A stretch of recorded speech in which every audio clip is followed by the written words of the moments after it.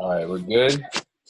All right, what's up, guys? Boy Steve, Boy, Greg.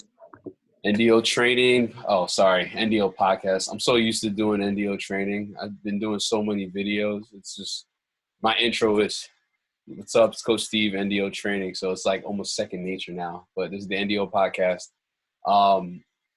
and this is our segment. We're talking about the Last Dance. We're gonna go in-depth review of episode 3 and 4. And then, go from there. But, what's good with you, G? Just chilling, man. The same old, same old. Oh, Just living that quarantine life. oh, man, it's crazy. I see more and more people going outside. It's I know. The people slowly, they trying. yeah, I don't know. I think this is a dangerous spot. Like we got to be careful. If we rush it too soon, everything might relapse, Right. Didn't they say the lockdown was going to last until at least like the mid-May? Yeah, so if we can, whoever listens to this, I hope just try to hold off for another 2 weeks. Yeah, it's 2 weeks. Believe me, I'm itching to go out, man. Just go out, just interact with people, even if it's with like a mask or whatever. Just go to a restaurant and eat, chill, like whatever, And but yeah, so back to our topic today. So episode 3 was on mainly about Dennis Rodman and his upbringing. And, I had no idea about Dennis Rodman's background. And I just knew about him as a rebounder and his crazy hair. Right. I knew he was a major piece to the Bulls, but we learned so much more. There was so much more to him than what we saw. I mean, I was 5 or 6 year old when I got to see them play in the finals, but it wasn't as in depth as it is now, where I have a full understanding of life and things like that. So, did you know anything about Dennis Rodman? Yeah, I didn't know much either. He obviously was like the third big name in those Bulls teams. I didn't know anything about his upbringing. I did know he was not jumping, but like during his career, he played for several teams.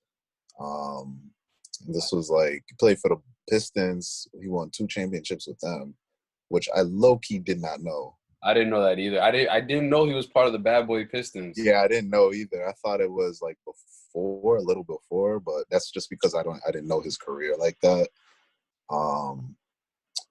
Then I guess he got traded to the Spurs after that. Yeah, I was gonna bring that up just now, but yeah, I had no idea he was on the Spurs. I had no idea. Actually, I did know he was on the Spurs, and I think he played like a season with the Lakers too. Really?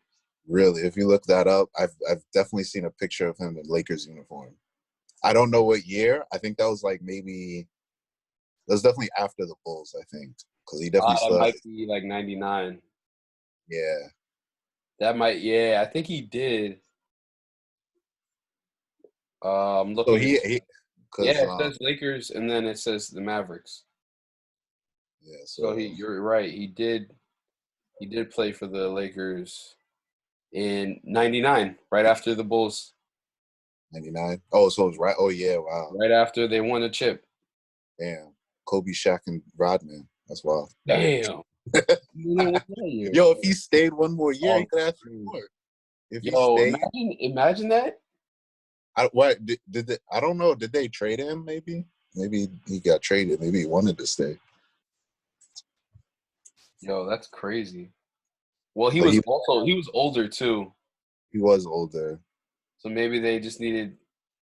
I mean, then again, you had at that. Well, we won't go into too much to the Lakers because we could talk about the Lakers all day. But they had Robert Horry, so they had a lot of those Bulls. They had a lot of the Bulls players too. Horace Grant, Ron Harper. Most of them just because Phil Jackson went. That's why.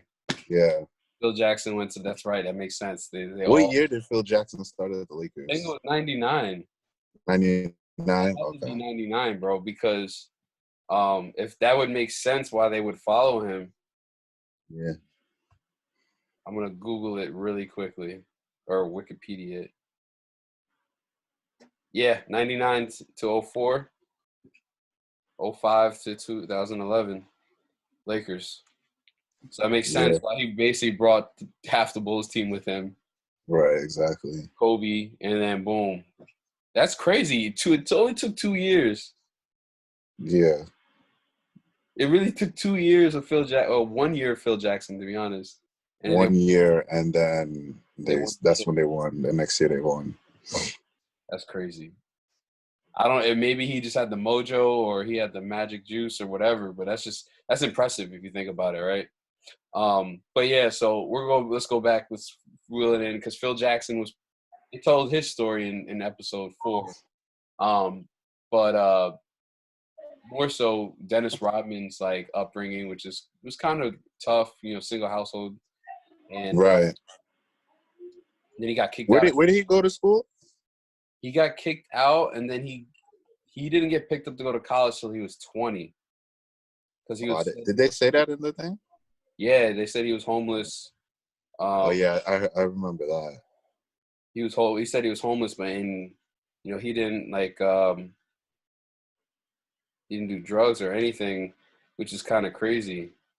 But yeah, I think he mentioned it. He didn't start acting out like crazily until the Bad Boys Pistons, like that time. Like I think he like was saying that's the reason the Bad Boys Pistons and how they acted. That's the reason why he was acting out, not acting out, but changed his demeanor. Because from when he was talking about his upbringing, they were saying he was just like a regular calm guy.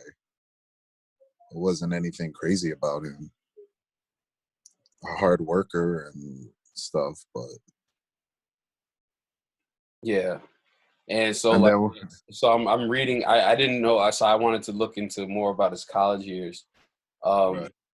So basketball kind of saved him, but he started off at Cook County College, which is now North Central Texas College in Texas.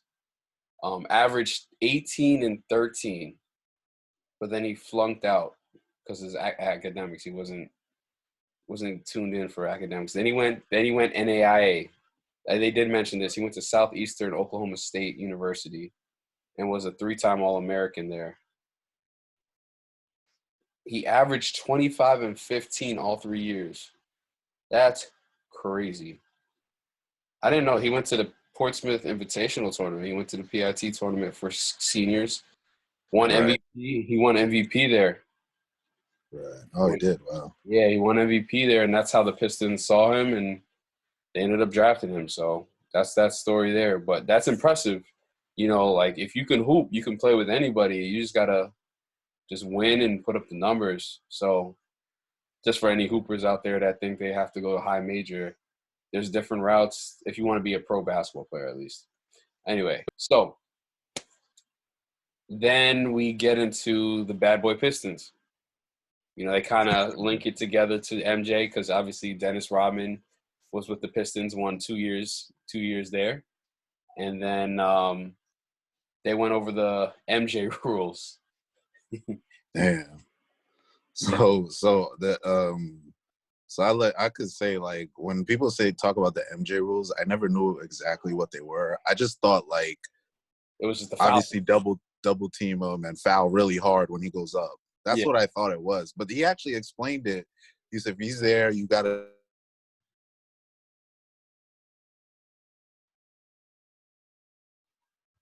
Uh-oh.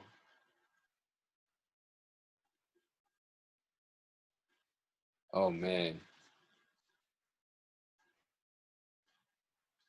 Gee, you there?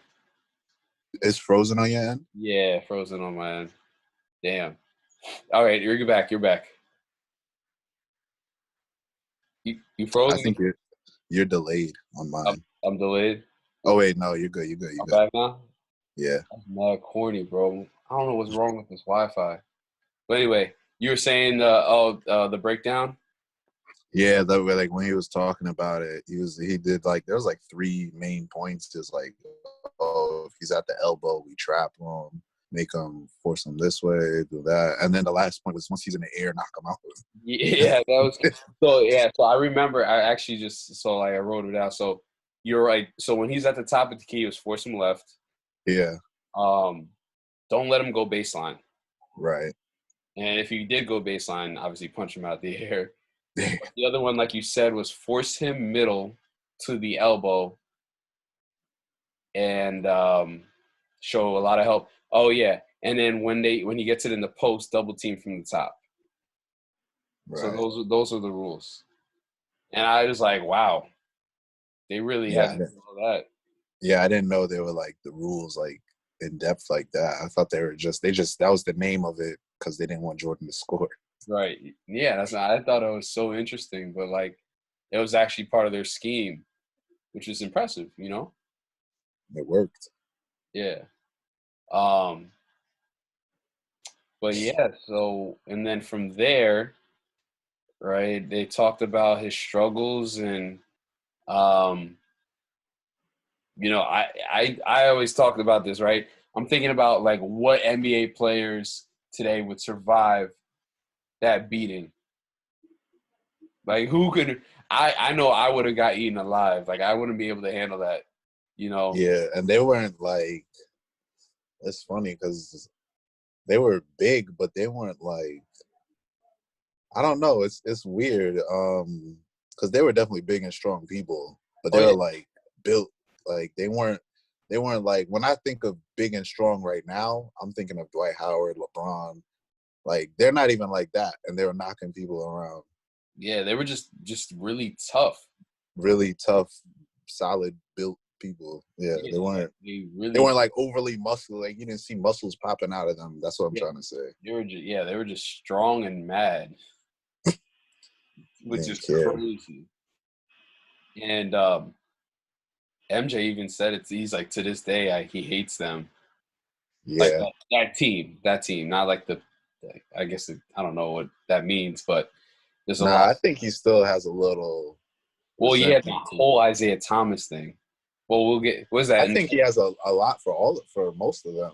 Obviously, except Rodman because that's his team. That was his teammate. But like Lambeer, Dumars, I think they're Dumars, gonna. Rick I think Mahorn. they. I think they're gonna touch more on it next episode because I saw like a preview where they're gonna go into the dream team and I saw something on Thomas. Facebook. I saw something on Facebook where Isaiah Thomas said, I thought I deserved to be on the dream team, but because of what happened, I didn't shake Michael's hand. I don't think. Yo, I really think that really messed a lot of stuff up. Yeah, I think they're gonna go into that a little in the next episode. That's So we'll gonna see. be some drama. Because I was like, yeah, it's like you think about it, the dream team, They only were missing literally probably Isaiah Thomas. Like right. he was still at the top of his game at that time. Yeah. But He's still yeah, that's kinda interesting. But yeah.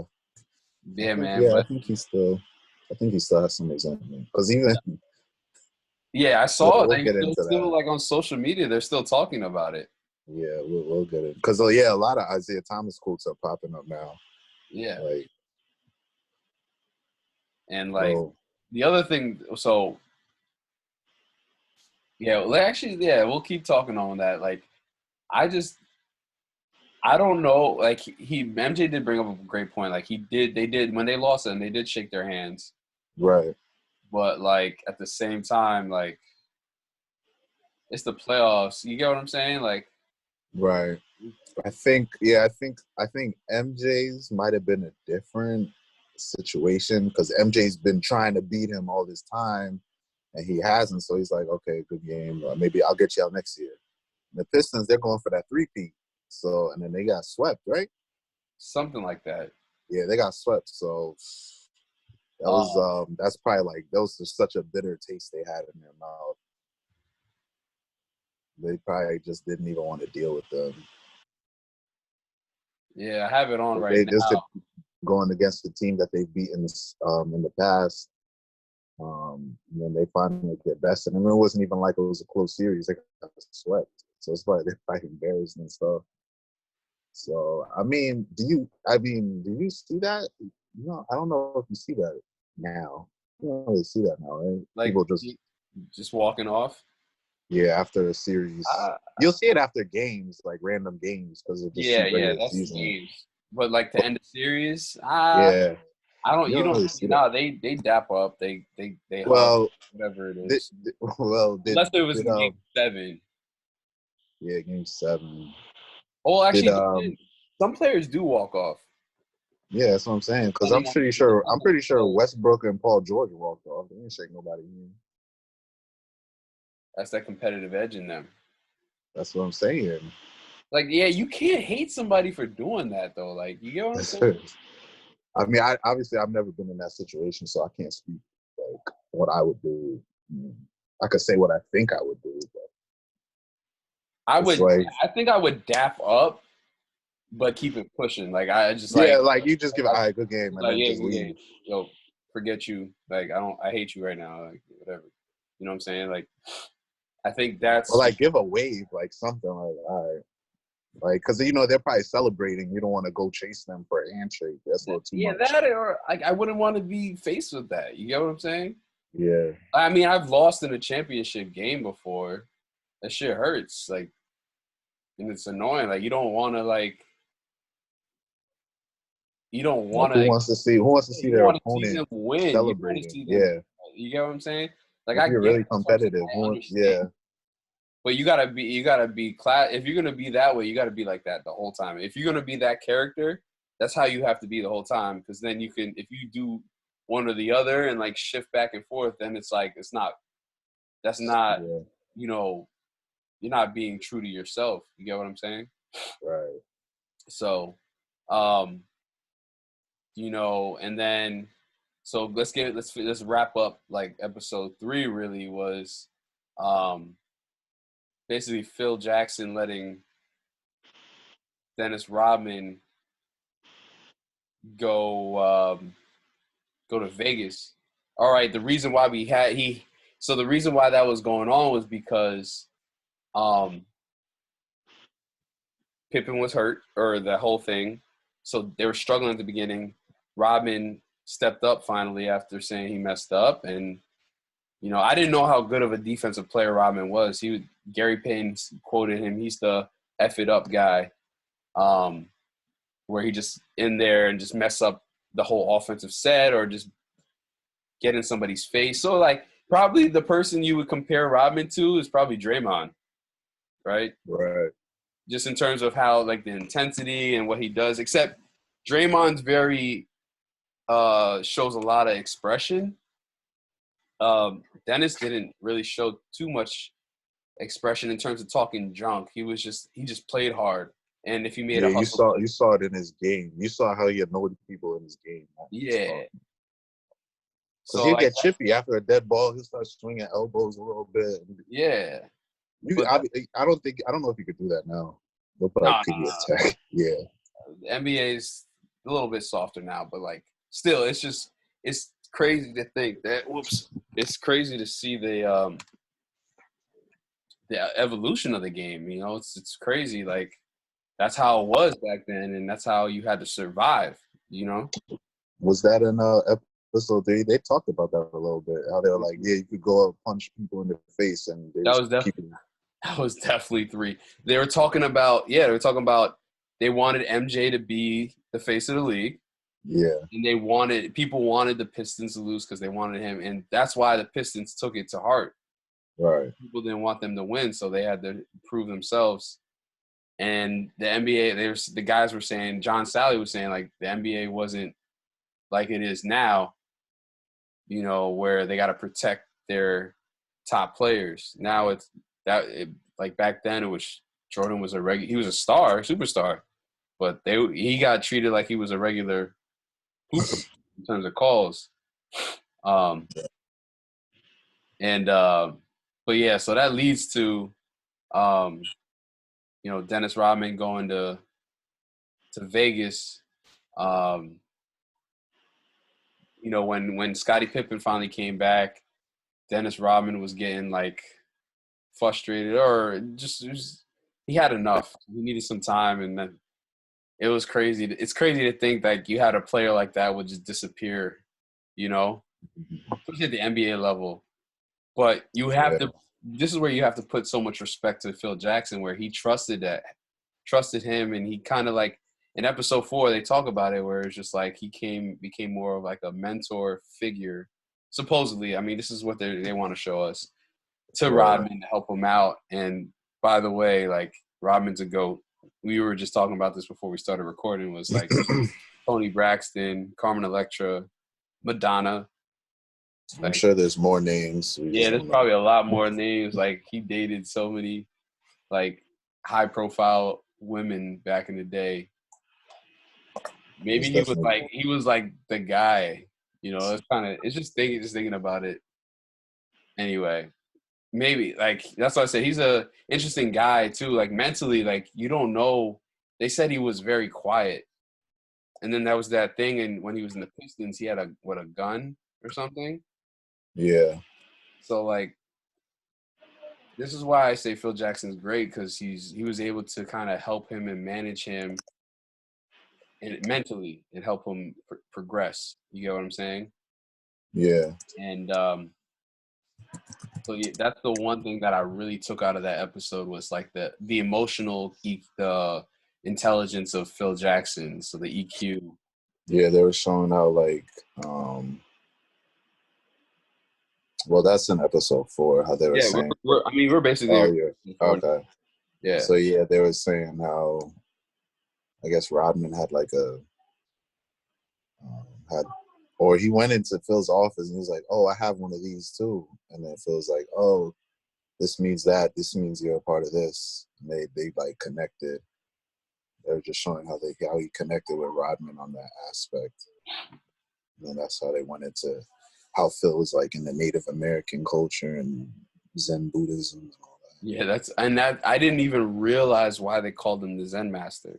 Yeah. And now it makes sense. Right. You know, like I never questioned like, oh, that's why. I guess that's just his nickname because he's so mellow. But he is so mellow, but that's because he meditates. He did yoga. He did all that stuff where he really was more focused on the mental aspect of a lot of things. He had an interesting career too. They talked about in his playing career and then his coaching career. You know, my one favorite part was when they did the Doug Collins thing. And you can feel the anger from Doug Collins when he answered that question. It was like, did you know that Phil Jackson would be the coach? He goes, what did he say? Like, I got a feeling. I had a feeling. Yeah, he had a feeling. Like that was his answer. They asked him like 3 questions, like trying to get more details. Had the same answer every question. Those you could definitely tell there's some animosity there. And yeah, there was still some anger towards that. And and it's crazy too, is because he did so much, and he kind of helped put MJ on the map. Right. And not put MJ on the map, but more so gave MJ the freedom to do what he did. So now it's like, yo, this kid had it, but like he took it to another level, you know? And, yeah, because like they're saying that's kind of crazy. It's like he took the Bulls to 2 straight conference finals, and you're just gonna fire him? Yeah, I thought it was messed up how was it ESPN had the commercial or yeah, the opening was like it's something about going to work unless you're Doug Collins today. Oh yeah, I thought that was so messed up. I imagine everybody's just outside going to work unless you're Doug Collins. Yo, like why would you do that? That's so messed up. It was funny, but it was messed up. Like, I felt bad, but it was, like I said, it was just funny. And then they talked about how what's his name? Phil Jackson came about, and he started in Puerto Rico or something. And then way up. Yeah, they were. Yeah, so he actually, they started with his playing career. Yeah, they started with his playing career. How he was just like, he was kind of like a glue guy. He was a hustle guy. He did all the hard work. So maybe that's why too, like Rodman could really connect with him, because they kind of had similar roles, you know. They probably played the same. They played the same position and stuff, and like really the same player, honestly. Yeah, I mean, you didn't hear as Phil Jackson as an offensive guru. He'll pick you up full court, lock up, rebound, all that stuff, and do the little things to help win. And I think that's what also makes Phil Jackson, like, he was a player. I think coaches that were players, a decent amount of them are good coaches. Not all are great, like not all are like great head coaches, but good assistants. Right. Oh gosh, I'm yawning. As a reference point for players, because they've been through it, you know? Yeah, right. So what I think was interesting, I think the better coaches that were players, they were more role players. They had a more overall view of the team. Whereas you see these star players who go into coaching, aka Isaiah Thomas, they have a different mindset, and they're not as successful because they're not on the court themselves. They're trying to, they try to do, because they can't do as much as they could as a player. So they're trying to have that same impact as a player, but they can't. So they have less success. Whereas the guys who are role players have the more overall view of the team and what makes a team work. You need this guy, you need that guy, you need that guy. Those are all background players, but they're just as important as a superstar. Yeah, no, I totally agree. I think that's why I'm good at when I coach or when I train. Like, I'm good, just because, I've played at high levels, but I also sat the bench a lot, and it's not something I'm proud of. But like, it's just it is what it was. Like, I was a walk on, so I'm on the bench cheering and like helping, trying to not coach, but like, yo, this is what coach was trying to talk about. Yo, watch out! I was reminding scouting report. And so, like, I have a dynamic of how to right. your teammate on or something like that. You get what I'm saying? And then when they came to me, by the time I was a senior, obviously I was playing, but like the younger guys would ask, like, yo, what do you think coach wants from me? Or like I'll be like, yo, like, we need to do this because this is what he wants from us, but this is how we play, this is what we do, da da da.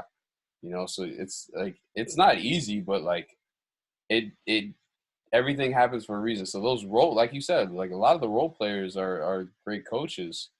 Yeah, almost all the coaches who are like top tier coaches, they're role players when they're playing. Yeah, they had like very minimum role on the team, but I think that helped them into the coaching. Yeah, and then honestly, you don't see any, like, I can't name a superstar player that went into coaching that had like great success. That's what I was literally, when you were talking about, I'm trying to think, and I couldn't. It came to my head. I mean, Jason Kidd, but he was a point guard that saw everything, Right. He didn't even, I wouldn't even say he had major success. He had about 2 seasons. They had a couple seasons where he was the head coach. I think he's the assistant for the Lakers now. Yeah, he is. But that's like the closest thing I can think of. Like, he was a star player at one point. Right. Like with the Nets. Yeah, he definitely was. Even with the Mavericks and the Houston. I mean, not Houston, Phoenix. For a little bit, yeah, with Phoenix, that's right. I can't really draw any more names. But no, I think it's really good that that's a great point. Like, I think a lot of coaches that are good now, like you said, are role players. And I think that's a lot of levels. Right. But like for the NBA level, it's more prevalent. If you think about it, so think about it like this: how many stars or superstars are you gonna have in a organization? Yeah. One, Right. One. maybe two, maybe. Right. Everybody else technically is a role player,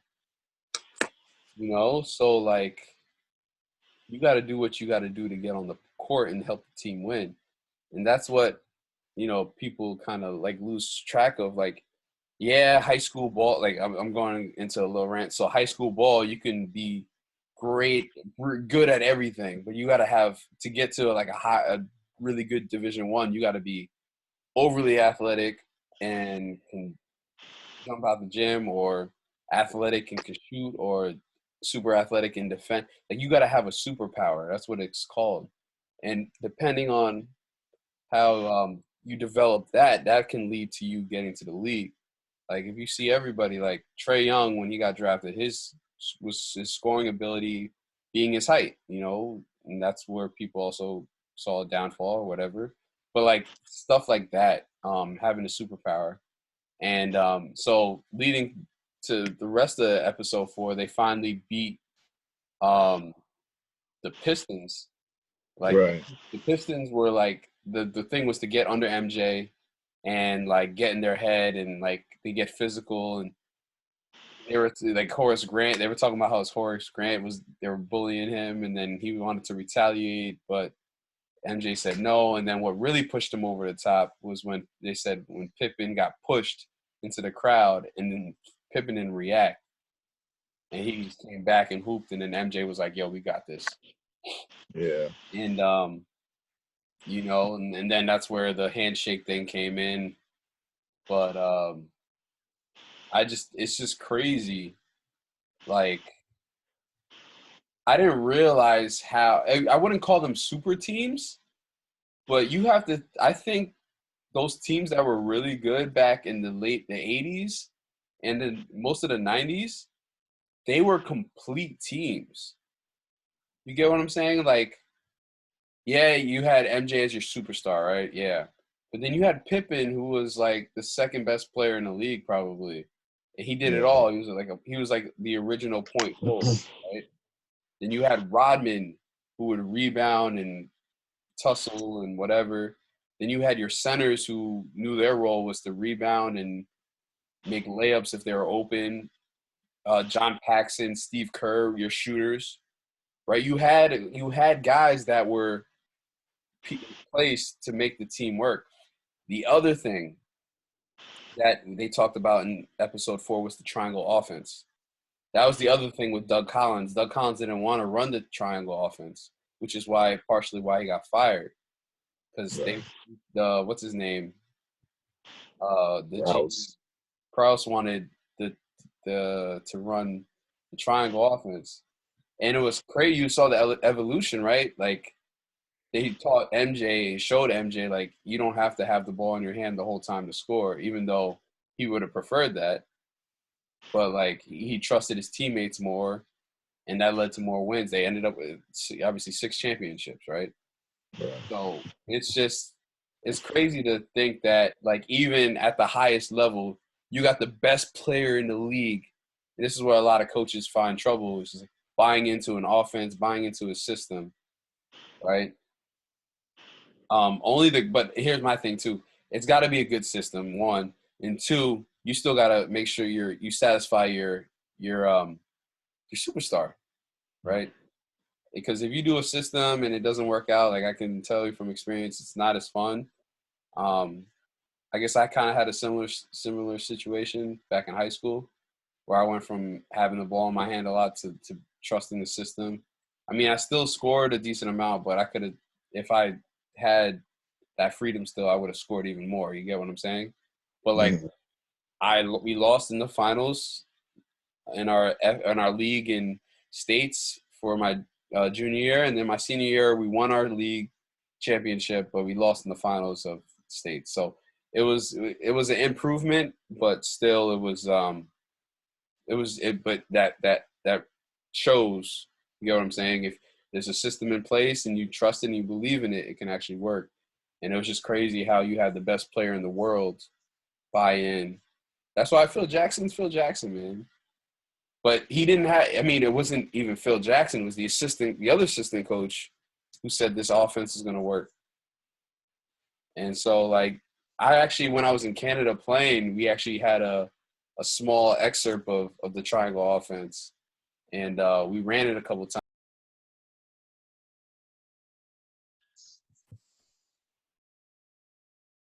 Got him.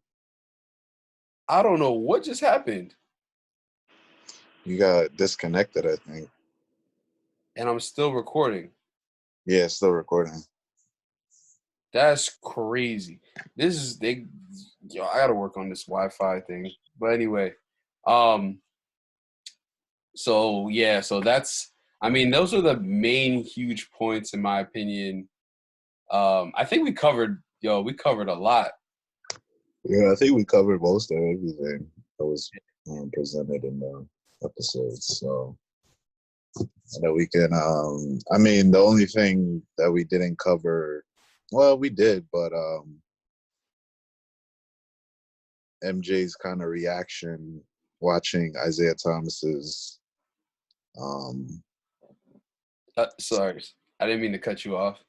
We didn't touch on this. This ties in. What? So right now I have episode 4 in the background. So it was MJ versus Magic. Oh, in the finals. Yeah. Oh, right. Yeah. And then this leads to the Dream Team with him. Right. Magic and MJ respected each other. Like, he came into he was like, he respected. He's like, I know that hump. Like, I'm proud of you. And then that was the summer where they decided, like, no IT. So, but yeah, I mean, let's just go into it. Like, it's crazy though. I'm watching it. Like, didn't they swept them, right? I think Lakers won the first game, and then it was in 5. Yeah. Bulls won 4.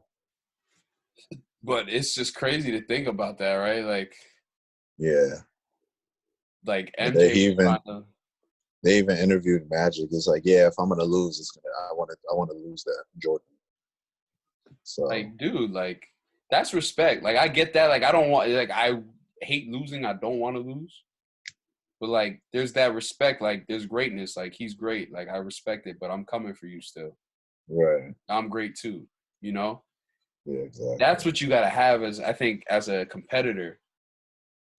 I'm watching this. You got Vlade Divac, Magic Johnson, Sam Perkins. Who else? Did they have Worthy? I think Worthy was still playing, yeah. That's a squad, bro. Like, what? Like, Sam Perkins was like a stretch 4. Like, people sleep on, if you know basketball, right? If you know hoops, you can respect that team. Right. You know what I'm saying? Like, if you know, NBA basketball, like, you should, right? Like, and then Pippen, exactly. They decided Pippen, like, MJ was on Magic because Magic was killing, and they put Pippen, and Pippen was like, nah, it's over. Straps. Yeah. Scotty, man, and people don't think, like, Scotty wouldn't give LeBron a hard time. Yo, that's the other thing I kind of wanted to talk about, but I don't know how much time we have left with this, with the recording thing. But all these memes, bro. Like, bench one, start one, cut one, or start one, bench one, cut one. All those points, yo. Like, those are all crazy. Like, they did one with it's Kobe, Jordan, and LeBron. Like, I couldn't figure that one out. Like, that's impossible. Kobe, Jordan, and LeBron. Yeah, like, you're asking for too much. Like, literally. Yeah, that's just. I would not be able to. Anything. I would not be able to like make that decision. The other one that I liked that I saw I got tagged in the other day was Kareem Abdul-Jabbar, Hakeem Olajuwon, or Shaquille O'Neal. And I said I'd start Kareem, bench Hakeem, and then cut Shaq. and people looked at me funny. You start who you put on the bench? Hakeem. Oh, Hakeem. Yeah, I started Kareem. So I was looking at their stats. Kareem statistically was the best player. Right. And if you take each of them in their prime, their best year, Kareem had the best year. But then again, he didn't play against anybody crazy. But still, like, the reason for that was because no one can stop his game. Just like how Shaq was dominating. Right? And then the other thing, I'm going for versatility. So I'm going in today's game in their prime. And, like, I think Kareem would do good because he's mobile. Yeah, he's Kareem and Hakeem would have success. Damn, it froze again, bro. Yo, you there? Yeah, there we go. God. I hear you. Yeah. But I'm not moving. No, well, yeah, you're not moving. This is mad corny, yo. I don't know what's going on. All right, I think it's gonna catch up if you just keep. Okay. But yeah, so like something like that. Like we're gonna do an episode like that. I'm gonna get a list and then we're gonna go into depth. Like we'll go we'll go 3 players, start one, bench one, cut one. We should do that, yeah, every position to build the team. Point guard, shooting guard. I like that. That'll be fun. And then we can hear, well, hopefully people. So I started so everyone know I started a new IG page, NDO Podcast. So if you go follow that, I'm working on getting clips of like stuff like this, get it up there. Yeah, so just check it out, follow. There's no content yet, but I'm working on it. I'll get content up soon. But yeah, so I mean, that's really it. I mean, tomorrow I'm gonna post this right now to IG and not IG to YouTube, and I'm gonna post it on the Spotify, Apple Podcast, SoundCloud. Yeah. And just want to say thank you guys for whoever's listening. Really appreciate it. We had like 26 plays the other day. That's like the most we've ever had in one day at least. You know, we're slowly building our audience, and we really thank you guys for listening, and we're going to keep coming out with more stuff with basketball culture, and I'm putting out more and more content on NDO training to keep up with us in terms of basketball training wise. We still got to get into music, so we still have a whole bunch of topics we haven't touched yet. So we got some good things on the way. Yeah, I'm just really excited. Like, it's been a tough time, but like, I think, you know, Greg and myself have taken have done the most that we possibly can. I'm not saying we're perfect. We had days where we were probably lazy and we should have did more, or we were just down or whatever. But everyone's allowed to feel like that here and there. But like we make sure we push each other and make sure we stay on top of each other, and just to make most of this time. Like this is the most time we'll get on our hands to do stuff we want, and just you gotta take the little wins as they come, you know. Yeah. Yeah, that's it. So but yeah, I mean, that's really it, you know. We'll probably we'll wrap it up here, and really thank you guys, like I said again, for tuning in. Tune in Monday. I'm going to be doing, obviously, that motivational MJ Monday from episodes 5 and 6. Get some insight there and share. And then I have a couple of interviews scheduled to get done this week. Hopefully they follow through. I got a trainer who's coming in, and I hope she'll inspire some hoopers. And then I'm going to try to get my guy back, John Casababu. We just haven't been able to get a day and time down. But like I said, I'm going to do a lot of interviews. I want people to share their stories. And if you can listen to them and grab something from their story and learn their lesson, for a lesson from them, I think I've done my job. And like I said, it's not just basketball, it's for life. So you can take that sport analogy and kind of apply it to whatever you're going through right now. So once again, thank you. Keep grinding, stay safe, stay positive, help each other. Like I said, it takes all of us to get through this together. And you know what it is, man. No days off.